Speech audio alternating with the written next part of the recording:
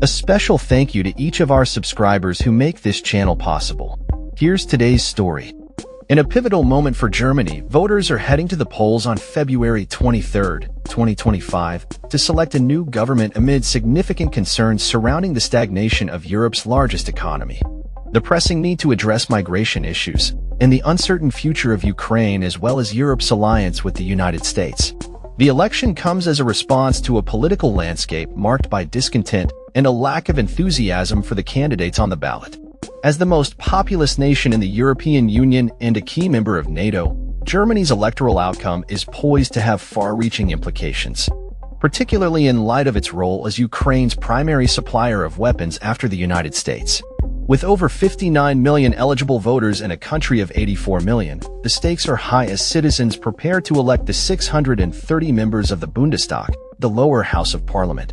Under the iconic glass dome of the Reichstag building in Berlin, current polling indicates that the center-right opposition, led by Friedrich Merz, is favored to win, with projections showing support ranging from 28% to 32%. This marks a significant shift in the political landscape, as the far-right Alternative for Germany (AfD) party is also expected to achieve its strongest results since World War II, polling at around 20%. This is a notable increase from their previous high of 12.6% in the 2017 national elections. The AfD has put forward Alice Weidel as its first candidate for chancellor, a move that has raised concerns among other political factions, leading them to adopt a firewall stance against collaborating with the party. The current governing coalition, led by center-left Chancellor Olaf Scholz, collapsed in November, just 3 years into its term, due to ongoing infighting and dissatisfaction over economic policies. Scholz's Social Democrats are projected to receive between 14% and 16% of the vote, which would be their lowest performance in a post-war national election. In contrast, the environmentalist Greens, led by outgoing Vice-Chancellor Robert Habeck, are also in the running but are polling slightly behind Scholz's party.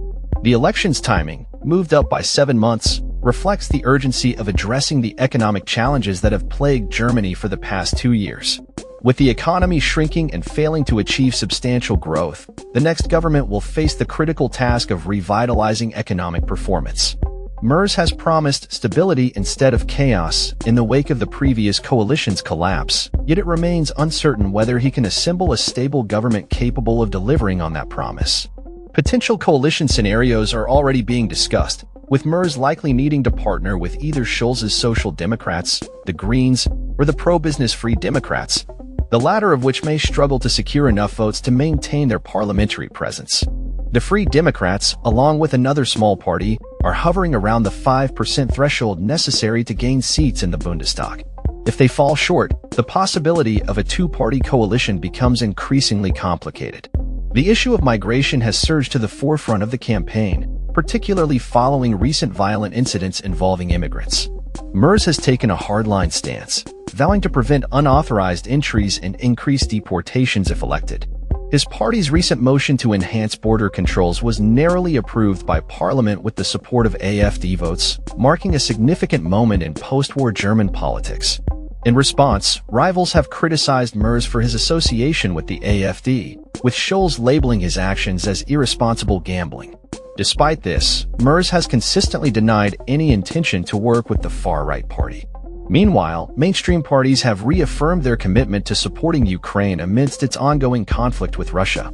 The next administration will also be tasked with maintaining defense spending at 2% of GDP, a target recently achieved by the Scholz government, while also addressing the need to expand military modernization efforts beyond the utilization of a special €100 billion fund set to expire in 2027. As the election unfolds, it is clear that the outcome will not only shape Germany's immediate political landscape but also influence broader European dynamics as the continent grapples with economic challenges, migration pressures, and geopolitical tensions. With coalition negotiations likely to extend for weeks or even months after the election, the German populace awaits the decisions that will define their future and that of Europe in the coming years. That's all for this story. We upload videos every day covering many different subjects, so hit that subscribe button to stay informed. Thanks for watching.